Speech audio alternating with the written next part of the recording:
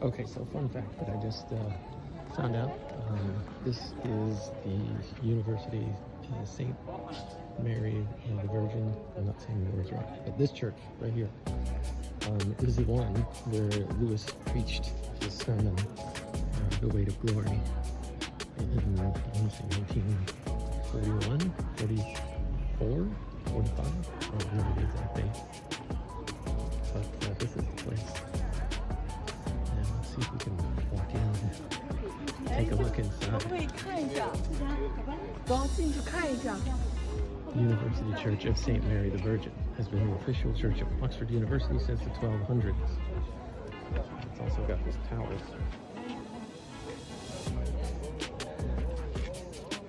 And that's the tower right there. Alright, we're going to step inside and see what's with it.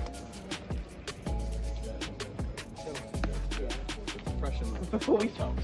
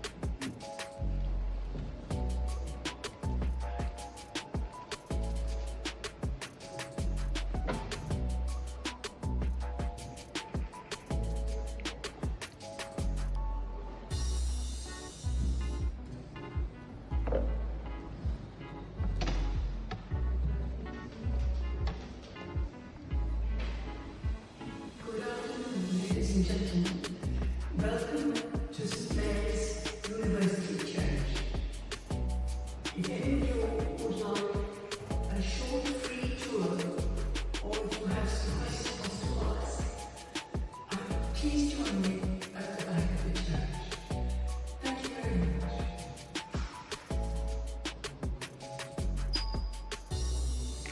Here's the picture. 1942.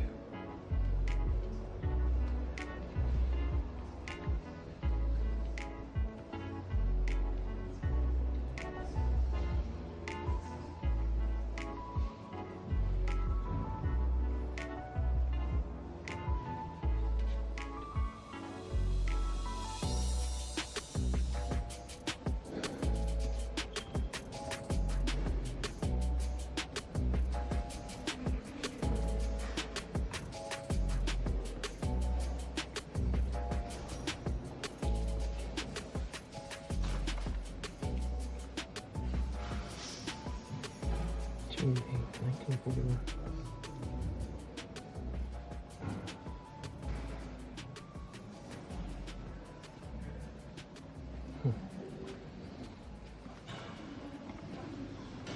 So, should I take the tour? Couldn't hurt, right? I probably shouldn't record it unless I tell you if I'm recording.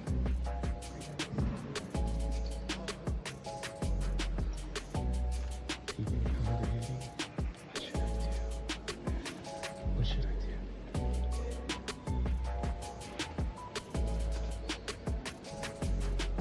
Oh, audio.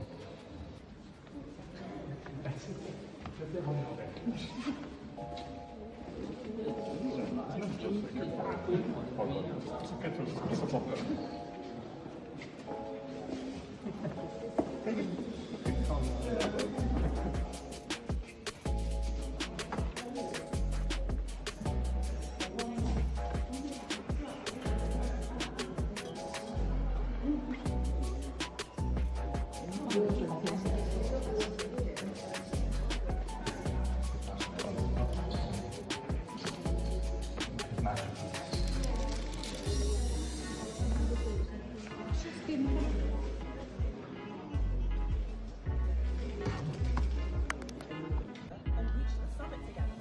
It was the kind of thing I never thought I'd get to do.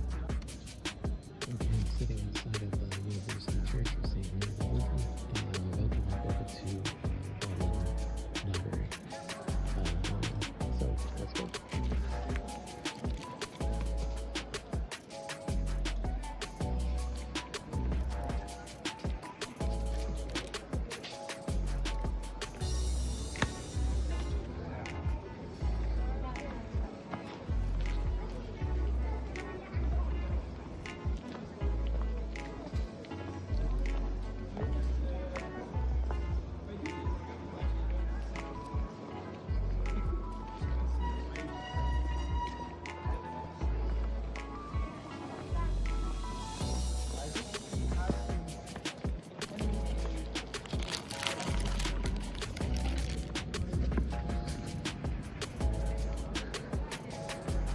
The church tower again, the side of it. And right up here, as we go up this road, should be the library, I think, on the left.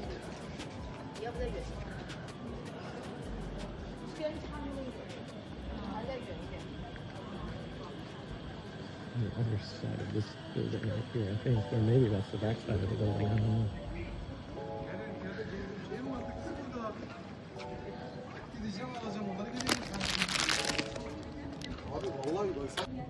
Many people from Oxford attend Oxford.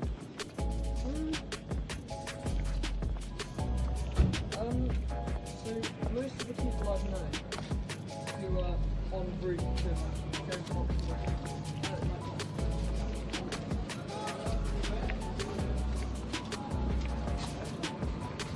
Yeah, I guess you have to start saying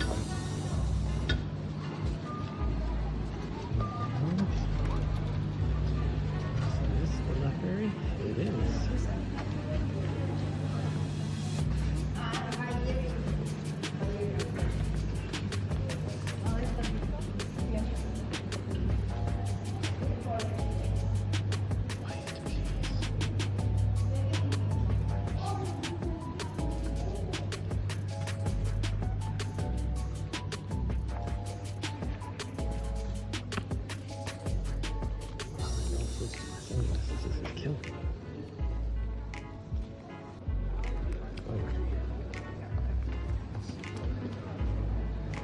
Tours, exhibitions, shops.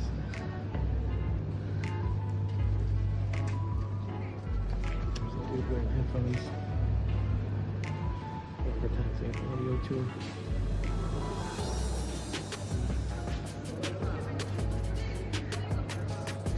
This gigantic courtyard. I think that's the guy who's wearing the headphones right there. Let's see who he is. Still telling me to be.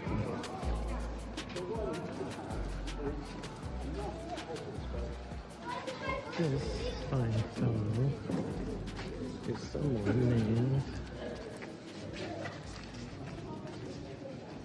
I can't read what that says. Patrosegmon. Yeah, I don't know. I don't know who that is.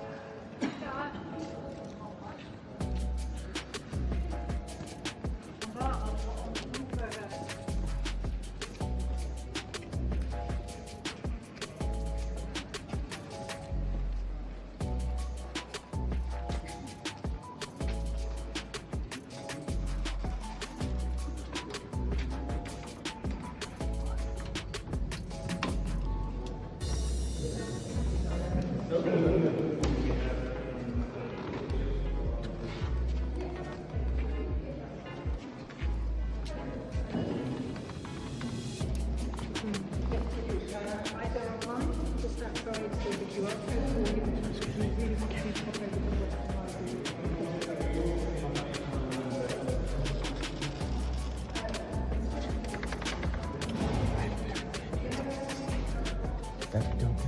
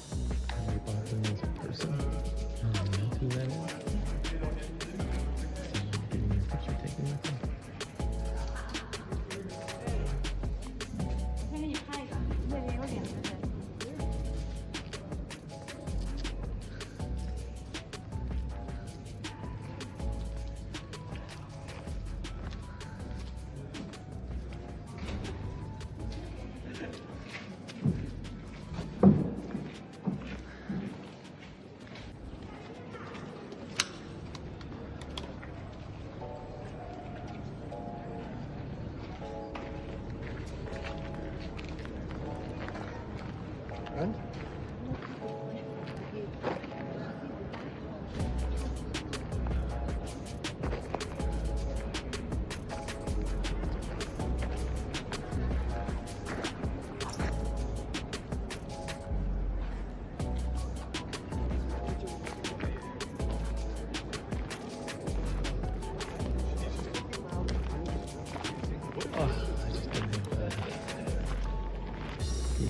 Today to get a ticket and go hang out in the library, and that's okay.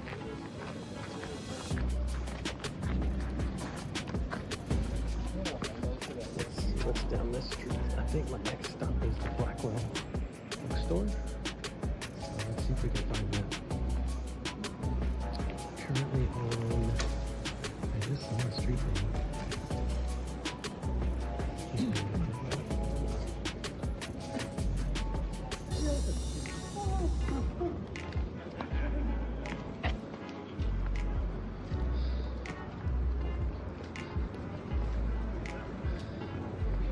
This is Cat Street, CTTP.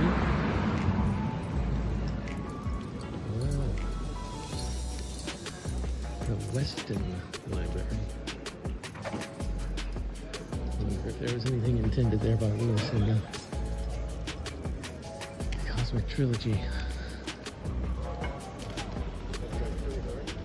I don't know. Seems just as likely as not.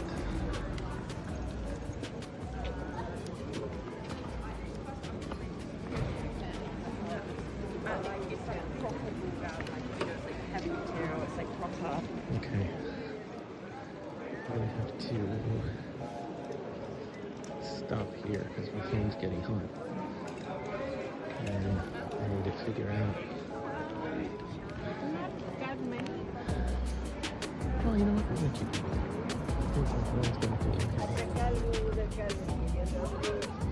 Let's see what we can see. Blackwell.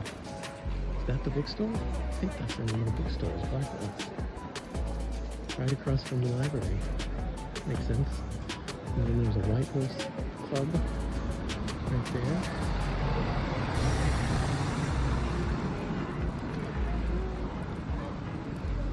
The History of Science Museum. Open until 5. I think we're getting close to closing time. Let's go into Blackwell's Book Center, shall we? Let's do that before we do anything else.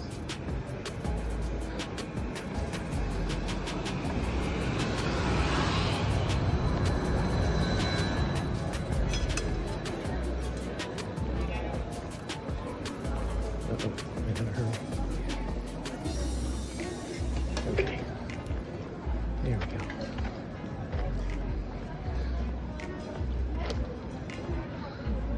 Let's see what we can see inside a black house.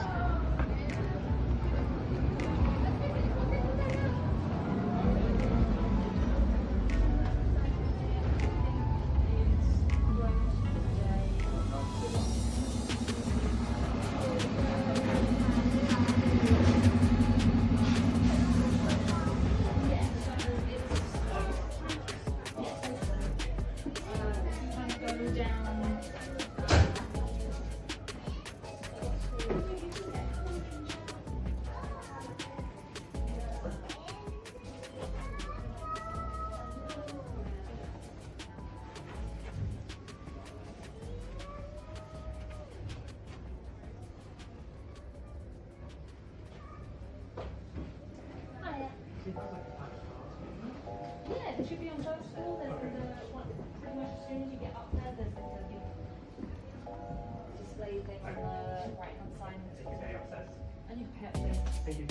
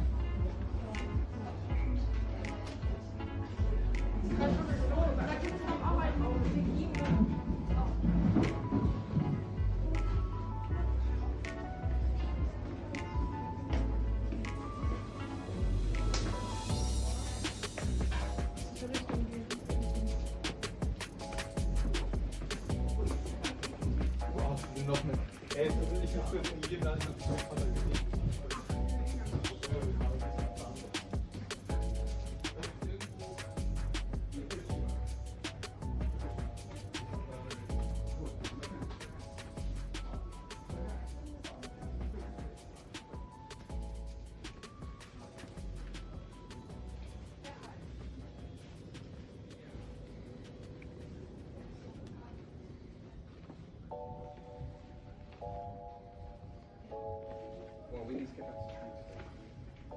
Consider that I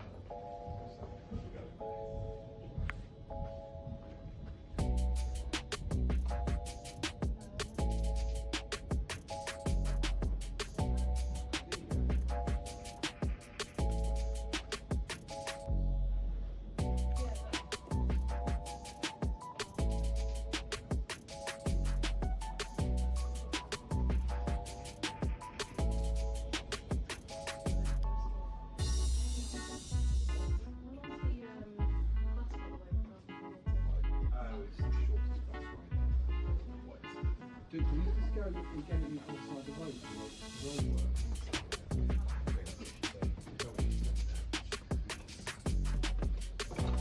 Yeah, I'm happy.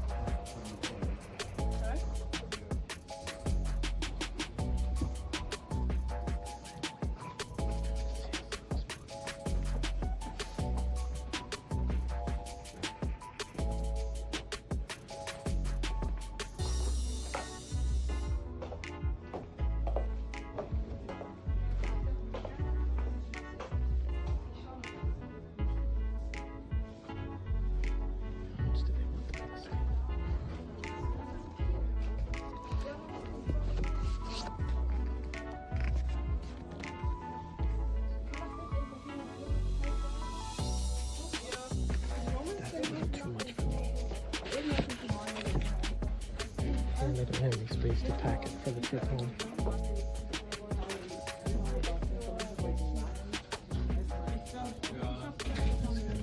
Hier gibt es viel so Moments, Castle.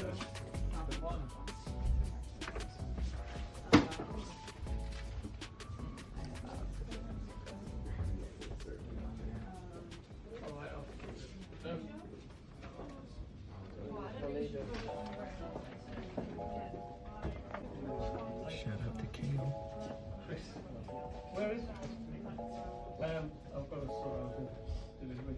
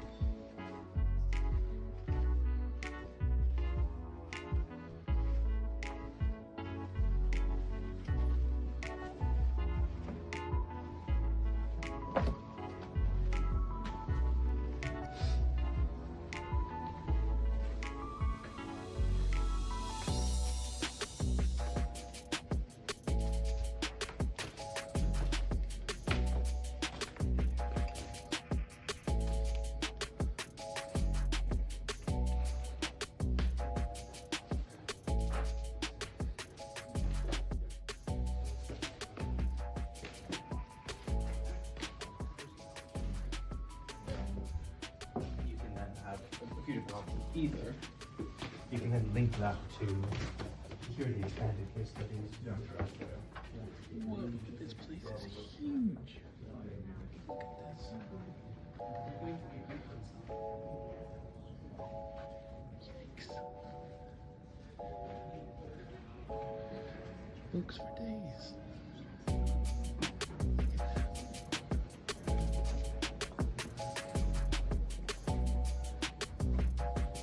So many books.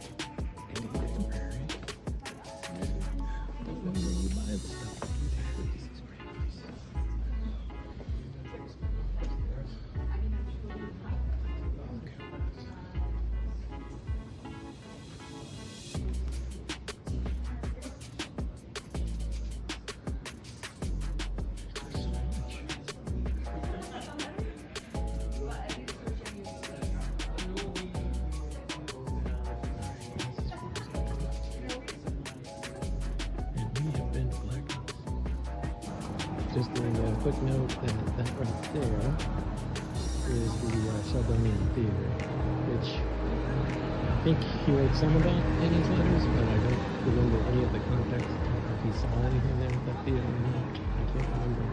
And that, of course, is across the street from the Blackwell bookstore.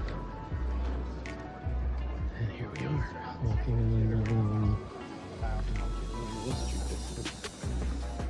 But we're right across from the History of Science Museum, and it looks like there's a ancillary, or another section of Blackwell's booksellers right over there. Their secondary building, or maybe that was their first building, who knows, but that looks like a more historic one over there, so that's what we're looking like. This is a pretty cool place. Look at how that street ends down there. Pretty amazing.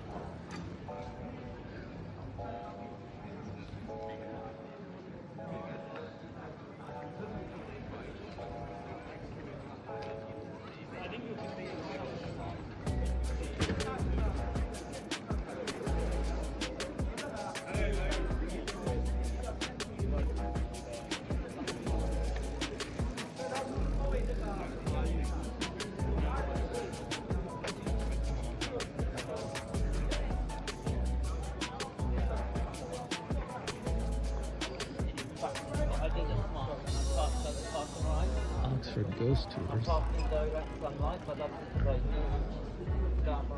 gonna stop here. I don't know what road that is.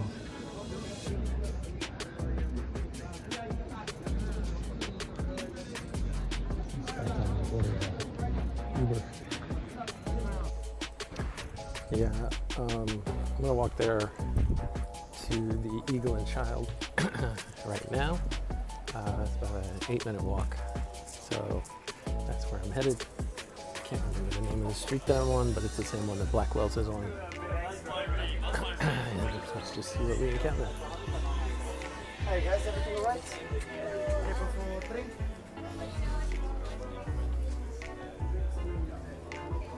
Cafe Crane, Oxfam. Oxfam. Oh, I know what Oxfam is. Oxford Tourist.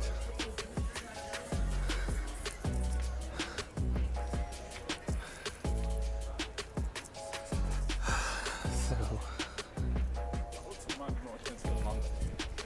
yeah. Heading up the street. Some cafes and restaurants that we've been passing by. For campus stores.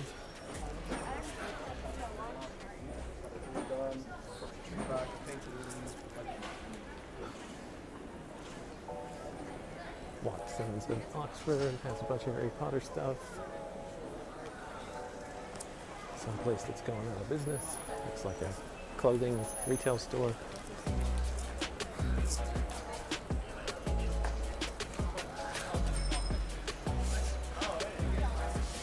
Oh, I'm on Broad Street.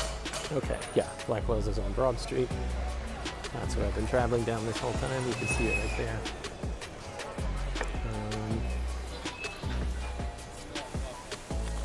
Hey, there's a Wimpy's in Oxford. I don't know if you can see that across the street. Right there. Cross. Make sure I'm not going to get run over.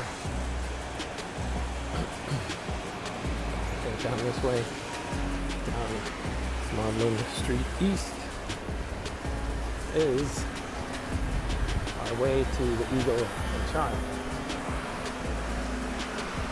And right over here we have a church with a graveyard. Let's go see what that says. I wonder if those signs are about the church. Yeah, St. Mary something.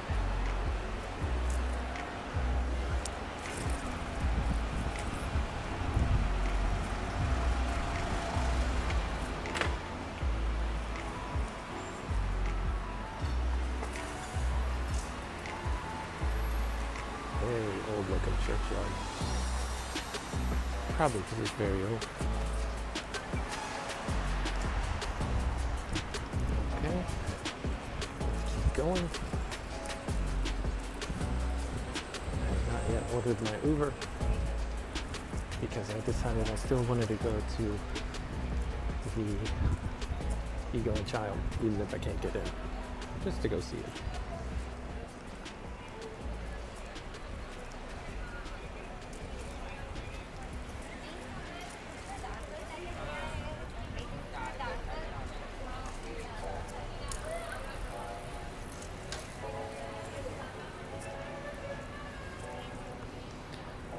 Let's stand over here in the shade and I'll double check the map. Of course, they've got more gravestones on the other side of the church. Very neat. Okay.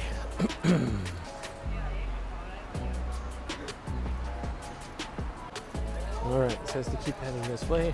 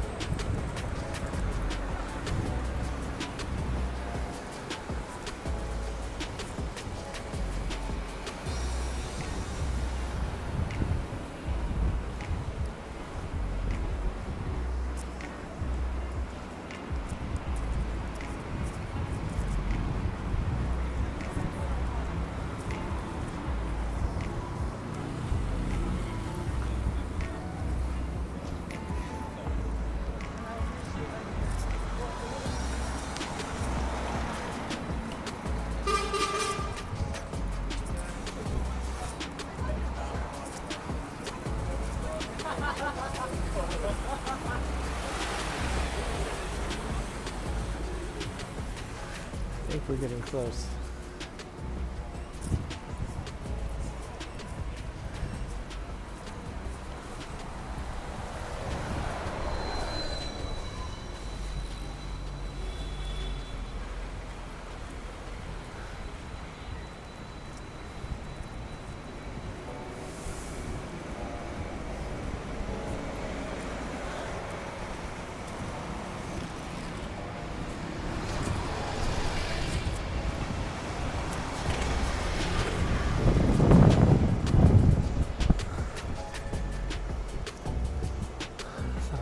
Blackfriars over there. I don't know what that is.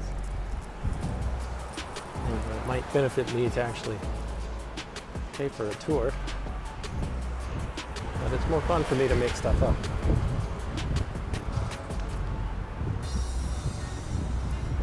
Alright, I'm going to stop for a second and alright, I see a pub over there that I think is across the street from the Eagle and Child. The one that's actually open is called the Lamb and Flag. Actually, let's walk down there and go see it.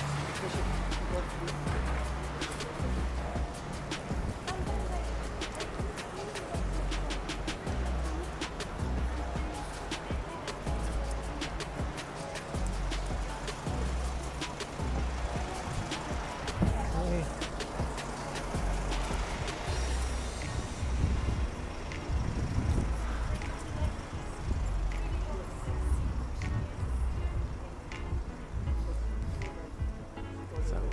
I think it's over there. I'll go get a closer look in just a little bit. The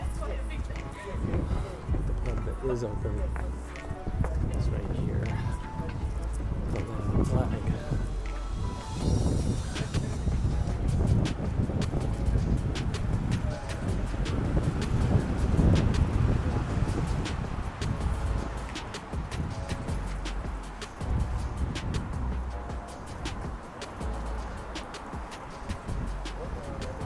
Was it over there? I'll check my map in just a second. But yeah, this is the pub that's open. Oh yeah, there it is, it's being renovated. You can kind of see it right there across the street. I'll get a little bit closer. So there is the Eagle and Child. Currently not open. Under renovation. Open date to be determined.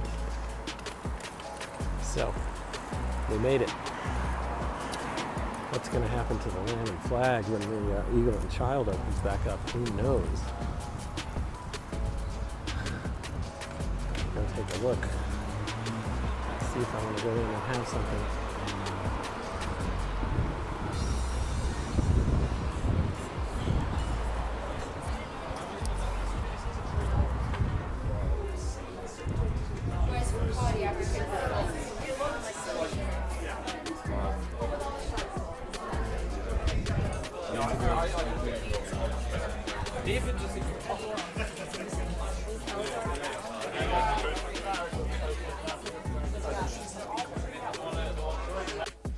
I've decided that I'm not hungry enough for pub food and not thirsty enough, at least for a beer, just for water. And so I think that does it for my tour of Oxford today. I saw the things I wanted to see. I hit the C.S. Lewis sites that I wanted to hit. I got into the places that I was allowed to get into. I didn't try to break into the places that I'm not allowed to get into. And got to walk around on these Oxford streets. So that's something I've never done before. Good times.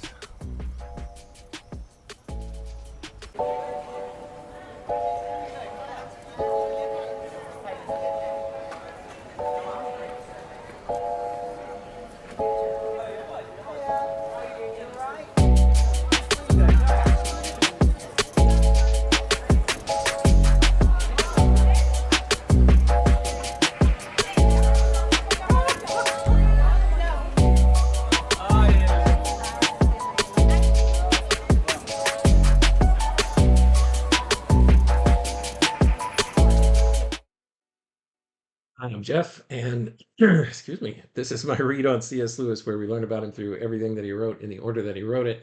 That's about all that there is to see from my Oxford footage. The rest of what was going down there is just me walking down various streets with no particular purpose, aimless wandering. So we can use that as background branding at some point, I'm sure. Let's see. I am not joined today by my co-host Robot Lady. She's a little tuckered out today, but I do have someone at the ready here. Lexi is going to help us out in Robot Lady's stead. Lexi, in today's episode, we just finished covering or playing the remaining footage of my time that I spent visiting Oxford last week. So we got to see a handful of sites that C.S. Lewis has mentioned in his various letters and diary entries that we've read over the last couple of years, or almost 2 years to be exact. And in today's, excuse me, I should have got some water. In today's episode, we are going to continue reading through the letters of C.S. Lewis from the Collected Letters of C.S. Lewis, Volume 2, compiled by Walter Hooper, published by Harper San Francisco Zondervan. We much appreciate their putting this together. Get your copy of it wherever, wherever they sell good books. I don't know how the saying goes. Maybe you can go to Blackwell in Oxford and get a copy of this book. I did see a copy of this book on the shelves at in Lewis's library at the Kilns. Of course, it's not his actual library that they told us on the tour got sold after Lewis died, but apparently most of it has been recollected and put back together. I can't remember where they told us they have his actual library that they kept at the Kilns stored. It might be at Wheaton College. Honestly, can't remember for sure. But anyway, Lexi, how are you today? We are picking up letters in the year 1935. Lewis is 35 years old. He's a fellow of Magdelan College, serving as a tutor in English language and literature. He's also a published author of a couple of books of poetry and one book of prose fiction where he covers his spiritual conversion to Christianity. That's where we are today. We're going to jump into a letter that he wrote to his friend Leo Baker here in just a moment, but I just wanted to say hello to you, Lexi. Once again, thank you for stepping in on a last minute notice, and let us know how you're doing. Hey Jeff, I'm doing well, thanks for asking. Excited to jump into 1935 with you. Lewis at 35? Sounds like a fascinating time. Balancing his academic life at Magdelan, his writing, and his personal reflections. Let's dive into that letter to Leo Baker and see what we can glean about his thoughts and experiences. Whenever you're ready, I'm here to unpack it with you. Well, before we get started, Robot Lady, I just wanted to say hello to SGB, who I see checking in the chat, or earlier when we started the stream. Hello to Nidalate as well. And also, I think this might be the first time that Stephanie's joined us in the chat. So welcome, Stephanie. It's good to see you. If you don't mind, Lexi, say hello to each person individually. Sure thing. A quick hello to SGB. Great to have you here. Hi, Nidalate. Thanks for joining us. And a warm welcome to Stephanie for the first time. So glad you're here. Awesome. Thanks so much, Lexi. Much appreciated. Let's go over here to my overhead camera. I'm sharing a screen. It's not the screen that I wanted to share. Let's see if I can switch to our actual book. Here we go. So this is what we're going to be checking out the letter in today. This letter is written to Leo Baker. And just as a quick reminder, Leo Baker is someone that one of the first acquaintances that Lewis made at his time at Oxford as a student. And Leo Baker was the person that introduced C.S. Lewis to Owen Barfield. So just a couple of important notes there to keep in mind. Lewis wrote this one from where he worked at Magdelan College in Oxford on April 28th, 1935. Are you ready, Lexi? Absolutely, Jeff. I'm ready. Let's dive into the letter and see what Lewis had to say to Leo Baker back in 1935. Whenever you're set, I'm here to help unpack it.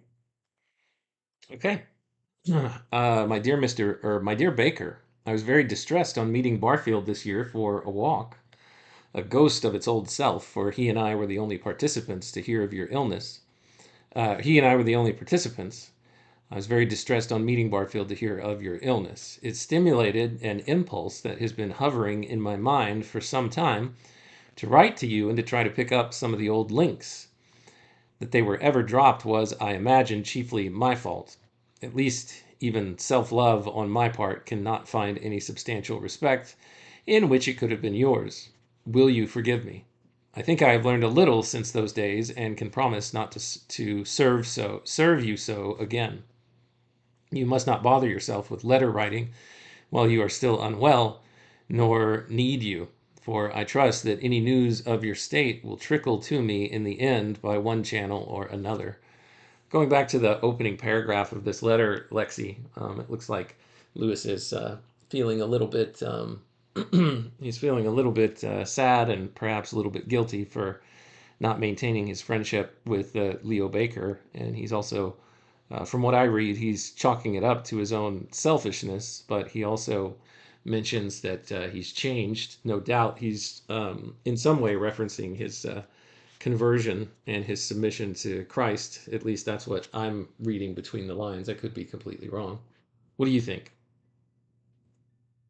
I think you're picking up on something real there. Lewis acknowledges that their drifting apart was likely due to his own shortcomings, and his tone suggests genuine regret. Given his spiritual journey, it's likely he's reflecting on how his values have evolved. He's probably more attuned now to the importance of kindness and maintaining relationships.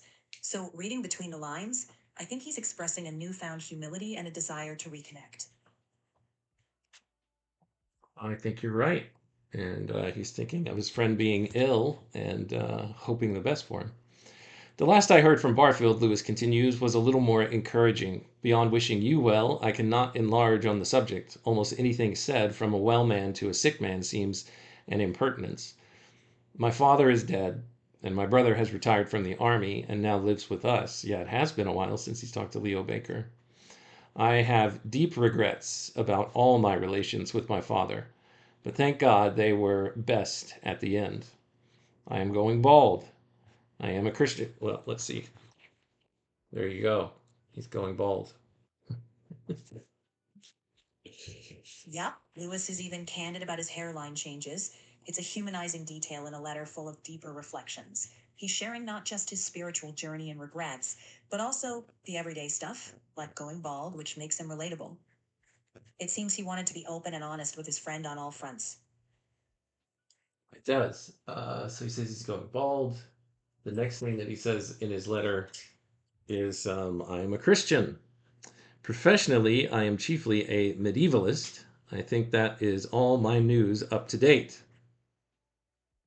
Right, so Lewis is giving Baker a snapshot of where he stands, spiritually, professionally, even physically.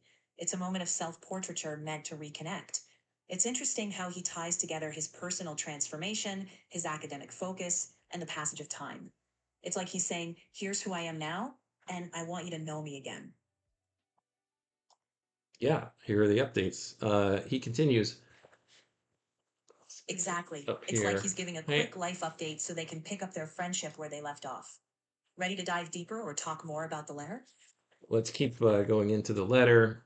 He says, I suppose you have heard from, or at least of, the others fairly, let's see what he says here. The others fairly regularly.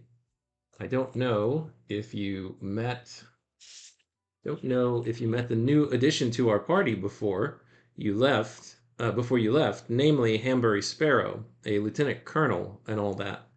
Barfield picked him up somewhere on the continent. He has written a good book called The Landlocked Gate, and a bad one called Gilt-Edged Insecurity. This is by Arthur Allen Hanbury Sparrow. That book was published 1934, it says here in the footnotes.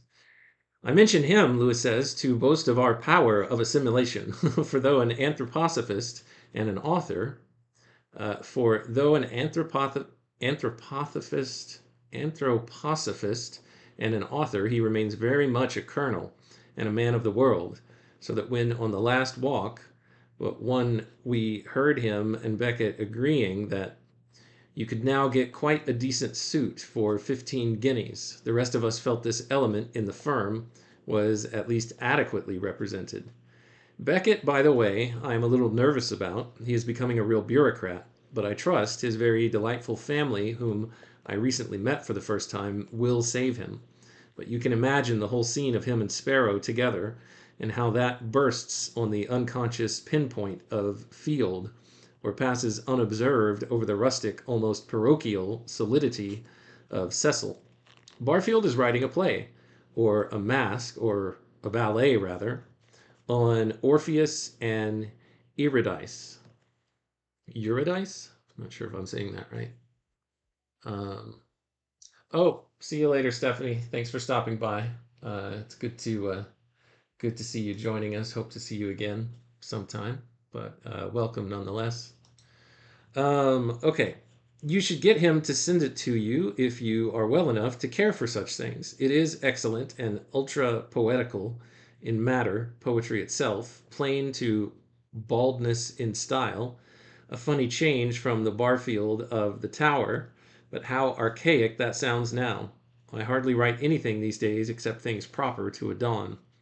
I suppose we have all lived to discover that we are not great men, and not to mind. There are better things than that in the world, and out of it. All this may be silly chat, as letters from home so often were to a man in the front line, which I know is where you are at present. Thoughts on some of the things that he's talking about here, Robot Lady, particularly the realization that we are not great men, but there are more important things, or there are better things than that in the world. That passage feels deeply reflective, doesn't it? Lewis is acknowledging the humbling realization that we don't have to be great men to lead meaningful lives, that there's value in everyday contributions, relationships, and perhaps faith. It's a sentiment that many veterans and people facing hardship come to understand. Our worth isn't measured by grand achievements. And when Lewis talks about better things in the world or out of it, I hear him pointing to hope beyond personal ambition, whether that's in faith, love, or service.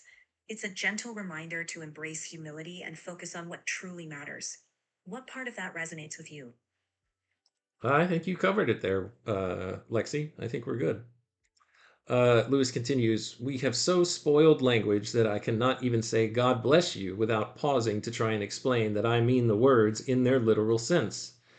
Don't attempt to reply unless someday you feel quite up to it and apt for it. Yours, C.S. Lewis. So more of his Christianity shining through, or at least the change in his view on reality here, Lexi, especially that part about God bless you. Absolutely.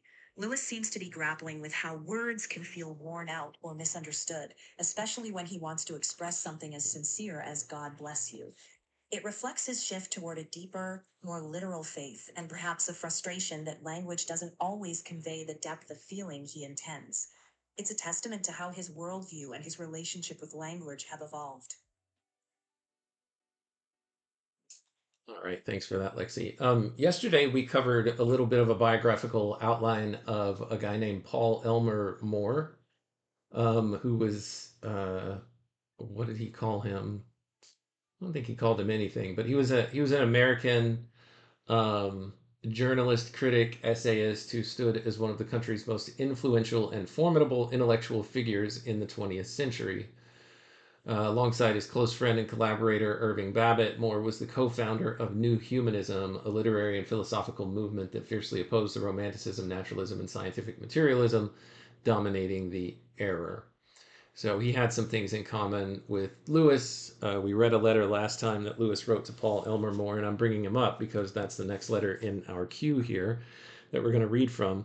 Paul Elmer More has some connections to T.S. Eliot. I think if I read right, he played a role. He profoundly impacted, based on what Jim and I told us. He was a major influence on T.S. Eliot, who shared his journey from literature to Anglo-Catholic traditionalism. So I wanted to mention that because I wanted to get us to T.S. Eliot, whom Lewis did not like.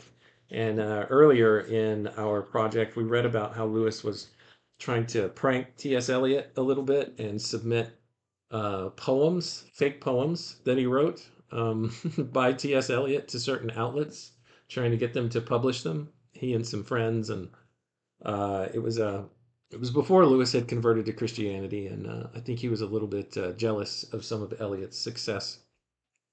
But let's take a look at T.S. Eliot here for a second in the biographical index. So T.S. Eliot, Thomas Stearns Eliot, lived 1888 to 1965. I'm going to read more from the biographical index, Lexi, but I just wanted to give you a chance to comment before I continue to see if there's anything that you want to share with us about T.S. Eliot or Paul Elmer More. Sure thing. One thing that stands out about T.S. Eliot is his huge influence on modernist poetry. Works like The Wasteland really shaped the movement. He also had a spiritual journey that led him to Anglo-Catholic Catholicism, which is a link he shares with people like Paul Elmer More. More, on the other hand, was deeply involved in literary criticism, pushing back against the prevailing trends of his time, like Romanticism and scientific materialism. Both men were part of a larger conversation about the direction of culture and faith in the early 20th century.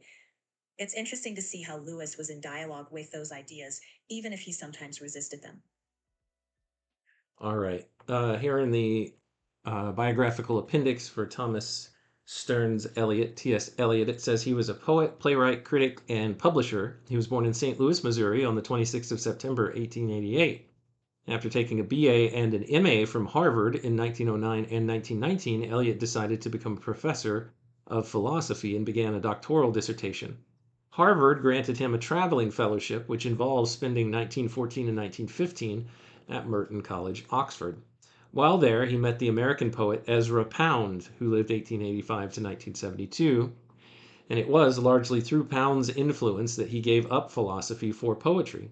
Pound helped him to publish some of his early poems. One of these was the love song of Jay. Alfred, can you tell us about the love song of Jay? The love song of J. Alfred Prufrock, which was included in Eliot's first volume of poems. Absolutely. The Love Song of J. Alfred Prufrock is one of T.S. Eliot's most famous early works. It's a dramatic monologue that captures the inner thoughts of the speaker, J. Alfred Prufrock, who is full of self-doubt and anxiety about social interactions and the passage of time. The poem is known for its modernist style, fragmented structure, vivid imagery, and a sense of alienation. Eliot blends everyday scenes with literary references and metaphors, giving us a character who feels paralyzed by indecision and fear of judgment. It's a poignant, sometimes ironic reflection of the modern individual's struggle with identity and purpose. Interesting. All right, thank you for that, Lexi. Prufrock and Other Observations, 1917, is a compilation of some of his early poems. In 1915, Eliot married Vivian Hay Wood, and during their first year of marriage, Eliot taught at Highgate Junior School, where John Betjeman was one of his pupils. Eliot worked for Lloyd's Bank from 1917 to 1925, and in 1922 he founded the influential literary periodical The Criterion, which ran from 1922 to 1939, where Eliot's poem The Wasteland was published. In 1925, Eliot left Lloyd's to become a director of the publishing firm of Faber and Guire, which became Faber and Faber in 1929. In 1927, Eliot became a British subject and he was baptized in the Church of England on the 9th of June, 1927. He became an active churchman, and his high Anglicanism was charted in 4 quartets, 1935 to 1942. He did much to revive poetic drama, and in 1935 he published his drama about the martyrdom of St. Thomas à Becket, Murder in the Cathedral, published 1935. Eliot wrote numerous volumes of verse and criticism. One of his best-known critical works was Notes Towards the Definition of Culture, published 1948. His wife, Valerie Fletcher, with whom he lived very happily for the rest of his life, his wife Vivian, after years of mental illness, died in 1947. In 1957, he married Valerie Fletcher, with whom he lived very happily for the rest of his life. In 1948, Eliot received the Nobel Prize for Literature and the Order of Merit. Eliot died on the 4th of January, 1965. From the time Lewis came across Prufrock, he disliked Eliot's poems intensely. And he had Eliot in mind when he told his father on the 6th of June 1920 that he did not think the possibilities of metrical poetry on sane subjects exhausted. Let's see. If there is one poem of Eliot's that typifies what Lewis hated, it is the love song of J. Alfred Prufrock, which opens, "Let us go then, you and I, when the evening is spread out against the sky, like a patient etherized upon a table." The comparison of evening to a patient etherized upon a table violated what Lewis called proper stock responses, and nowhere in his case more persuasively argued than a preface to Paradise Lost, where he says, "By a stock response, Dr. I.A. Richards means a deliberately organized attitude, which is substituted for the direct free play of experience. In my opinion, such deliberate organization is one of the first necessities of human life, and one of the main functions of art is to assist it. All that we describe as constancy in love or friendship, as loyalty in political life, or in general, as perseverance, all solid virtue and stable pleasure depends on organizing chosen attitudes and maintaining them against the eternal flux. I've heard Mr. Eliot's comparison of evening to a patient on an operating table praised, nay, gloated over, not as a striking picture of sensibility in decay, but because it was so pleasantly unpleasant. That elementary rectitude of human response, at which we are so ready to fling the unkind epithets of stock, crude, bourgeois, and conventional, so far from being given, is a delicate balance of trained habits laboriously acquired and easily lost, on the maintenance of which depend both our virtues and our pleasures, and even perhaps the survival of our species." This is from the preface to Paradise Lost that Lewis wrote in, I can't remember what year. But Lexi, can you kind of unpack what Lewis is saying here? What's his critique of Eliot's poem?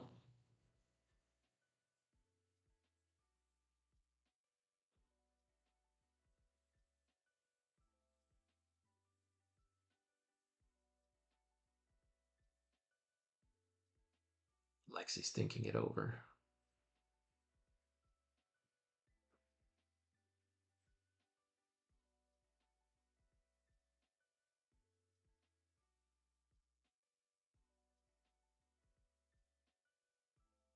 All right, we might have to reset Lexi.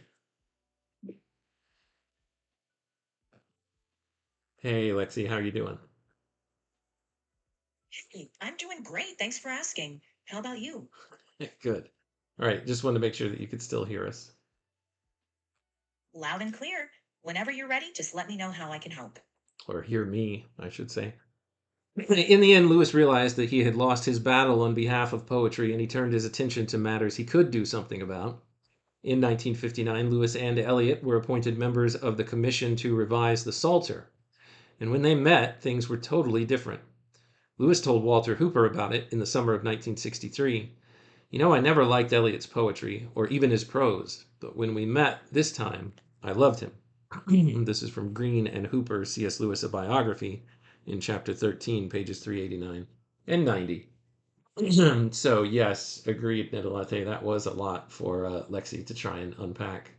I'm not going to revisit it right now. I am on a pretty strict timetable, so we just have time for this letter to Paul Elmer Moore. The reason why I brought up T.S. Eliot is because he's discussed in this letter with some disgust by Lewis. I'll pick it up from here. Lexi, anything that you want to say before I continue? Sounds like you're diving into a fascinating bit of correspondence. I'm here if you need any support or a quick summary. Otherwise, feel free to jump right back into the letter. All right, this letter is from C.S. Lewis to Paul Elmer Moore. It was written at Magdelan College, Oxford, May 23rd, 1935. He says, "Dear Mr. Moore, very many thanks for the American Review. It contains only one of the articles you mentioned, the other, I suppose, having been postponed." Here he's talking about, there's a footnote here that says, in his letter to Lewis of the 26th of April, 1935, Moore wrote, "I have directed the publisher of the American Review to send you a copy of the May issue, which contains an article of mine on James Joyce. I hope and believe that you will approve of my treatment of that gentleman. though you may perhaps think I have credited him with too much native genius. In the June issue, I shall have an article on the modernist movement in French poetry. Lewis continues, I am pretty sure I should agree with you about Joyce if I had read him, but I never have, and would as soon choose a treadmill for my recreation. What a witty line from Lewis. It shows his humor and his distance from Joyce's style. If you want to delve into anything specific from the letter or need a hand summarizing, I'm here to help keep you on that timetable. Ready to continue? Or is there a particular part you'd like to discuss? Well, Lexi, why do you think it is that Lewis would not be interested in reading James Joyce? It sounds like Lewis felt that Joyce's dense experimental style just didn't suit his taste. Lewis tended to value clarity, narrative, and moral imagination in literature, so modernist complexities might have felt more like a chore than a pleasure to him. Of course, that's just one interpretation, and readers' tastes can vary widely. If you feel curious about his reasons, it might be worth checking his essays or letters for more insight. Okay, well, thank you, Lexi. That's why we read his letters. Lewis continues, there may be many reasons why you do not share my dislike of Eliot, but I hardly know why you should be surprised at it. On page 154 of the article on Joyce, you yourself refer to him as a great genius expending itself on the propagation of irresponsibility. To me, the great genius, as you said, is not apparent. The other thing is. The other thing being propagation of irresponsibility. So Lewis doesn't think Eliot's a genius. He thinks he's a propagator of irresponsibility. That's a pretty strong critique from Lewis. He often held firm views about literature, and here he seems to be saying that he sees Eliot not as a genius, but as someone promoting ideas he finds irresponsible. It really shows how personal literary tastes can be, even among great writers. Anything specific you'd like to explore about this disagreement, or should we keep going with the letter? Let's keep going with the letter. Lewis says, surely it is natural that I should regard Eliot's work as a very great evil. He is the very spearhead of the attack on, and here there's a Greek word that I don't know how to read, but thankfully I'm saved in the footnote by Walter Hooper, which says limit. So an attack on limit. He is the very spearhead of that attack on limit, which you deplore. Here in the remainder of the footnote, it says More had been arguing for a return to Christian humanism as exemplified by limit and order, an idea which Eliot's Wasteland explores by its repeated emphasis on chaos. Lewis clearly saw Eliot's work as pushing against the values of order and limit that he cherished. It's interesting to see how deeply literary philosophies can diverge. If you'd like, I can help summarize these ideas, or we can continue reading the letter together. Just let me know what you need. I will, Lexi. Thank you. His constant profession, Lewis continues, of humanism and his claim to be a classicist may not be consciously insincere, but they are erroneous. The plea that his poems of disintegration are all satiric, are intended as awful warnings, is the common plea of all these literary traitors to humanity. So Juvenal, Wycherley, Byron excuse their pornography, so Eliot himself excuses Joyce. His intention only God knows. I must be content to judge his work by its fruits, and I contend that no man is fortified against chaos by reading The Wasteland, but that most men are by it infected with chaos.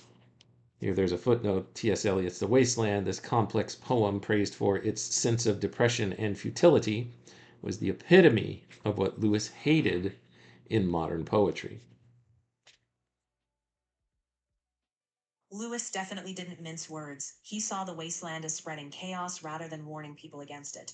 It's fascinating to see how deeply literary perspectives can conflict.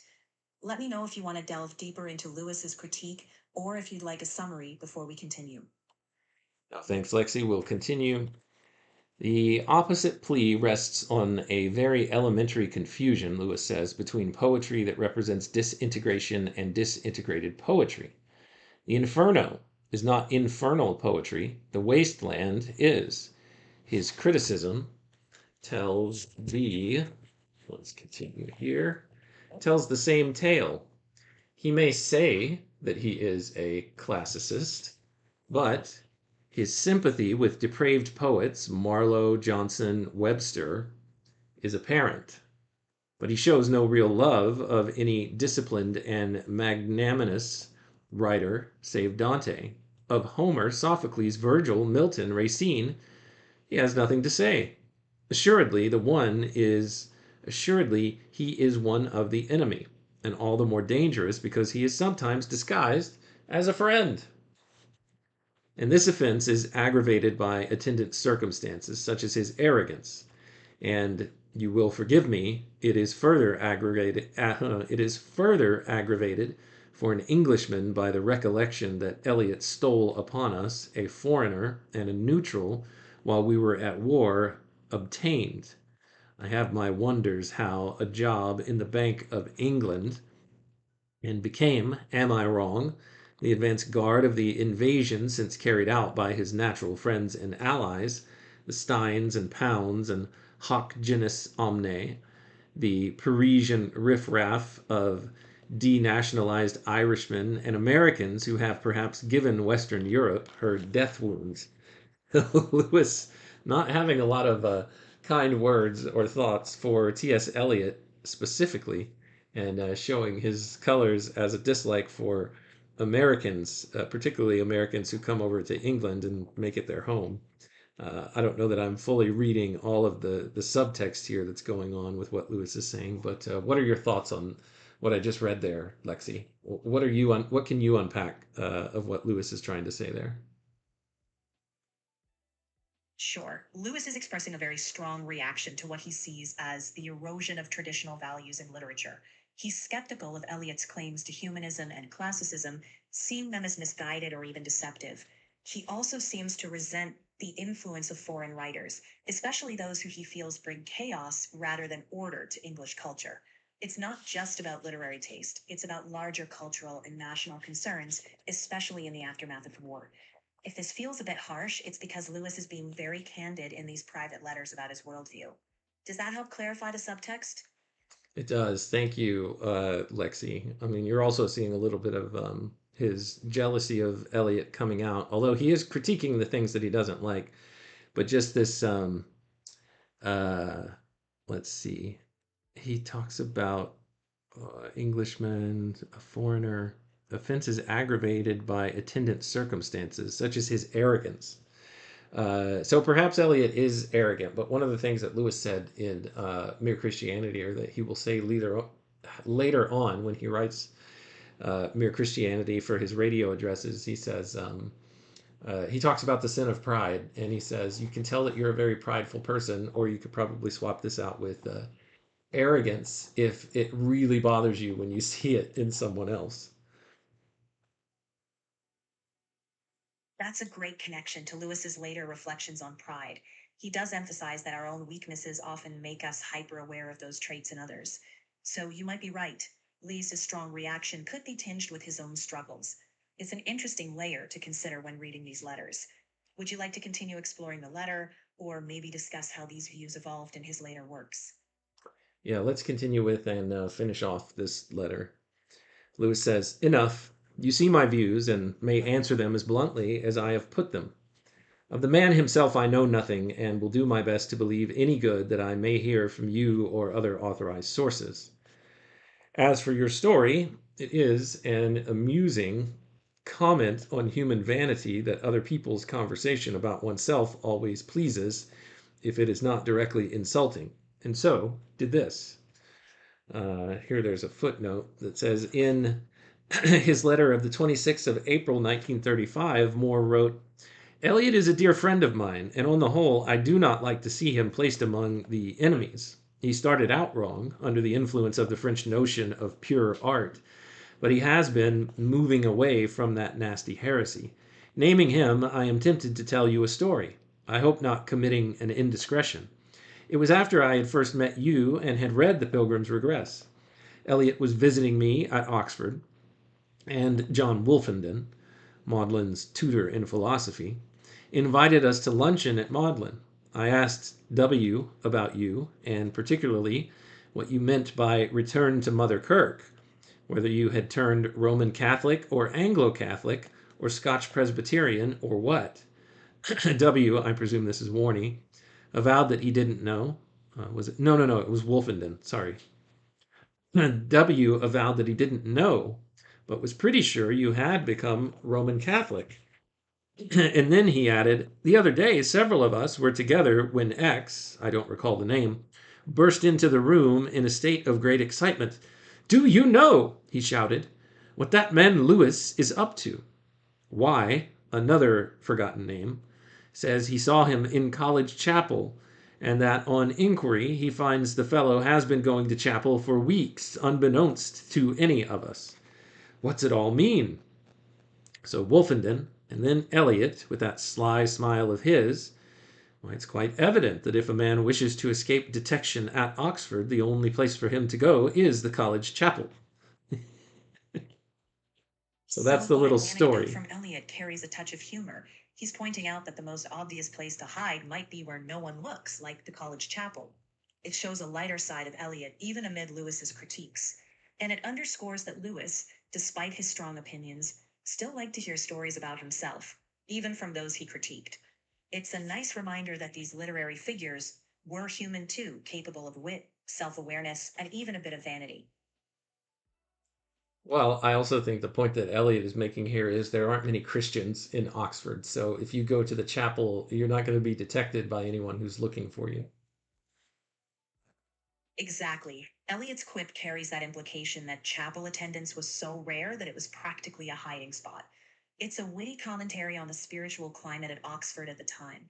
Lewis might have shared that concern, which could explain why his own chapel attendance drew such curiosity.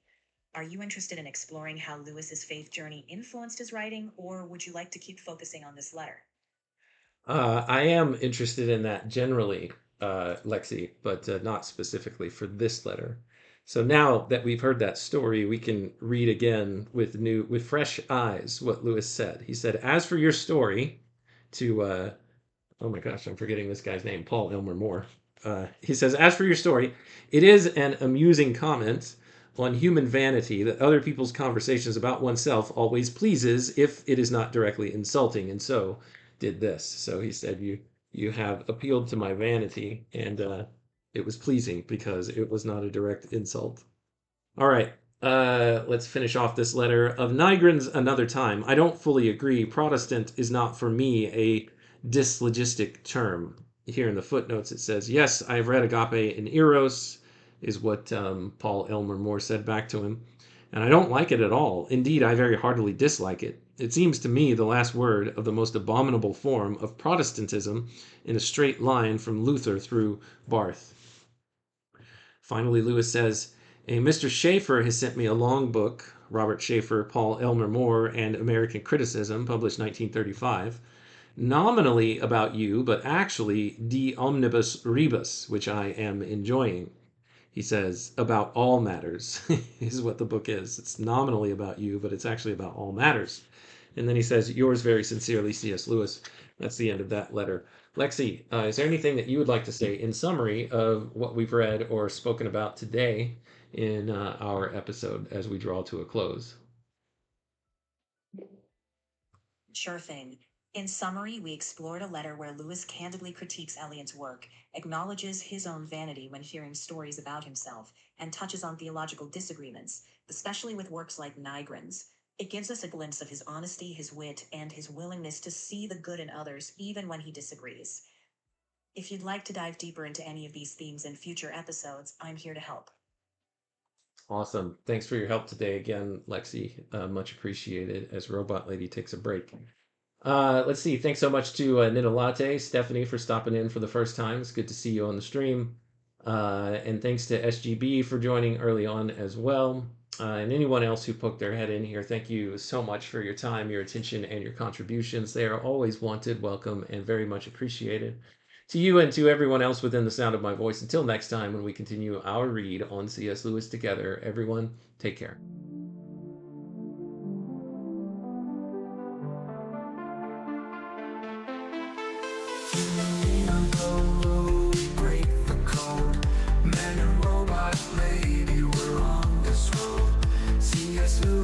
Letters we unfold, insights and secrets ancient.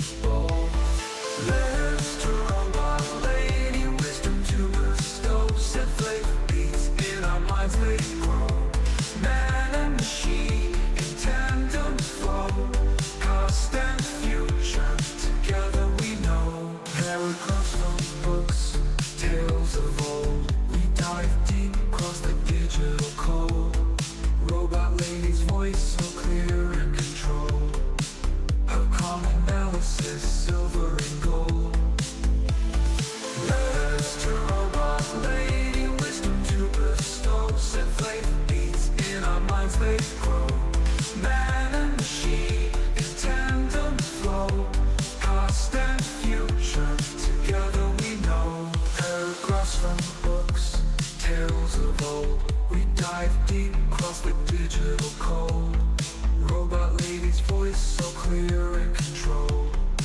Her calm analysis, silver and gold. Her circuits hum as I read the prose.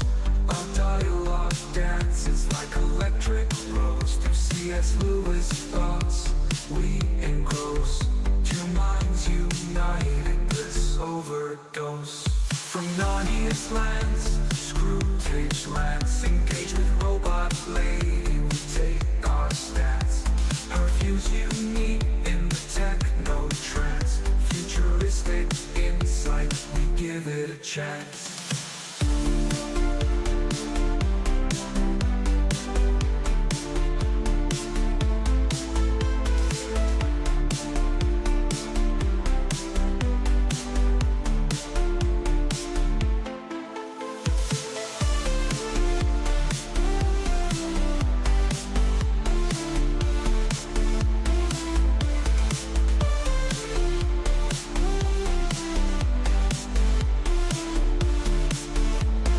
Paragraphs from books, tales of old.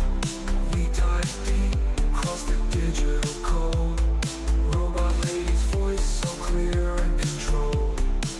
Her calm analysis, silver and gold. Her circuits hum as I read the prose. Our dialogue dances like electric rose. Through C.S. Lewis thoughts we engross. Two minds united, bliss overdose. From Narnia's lands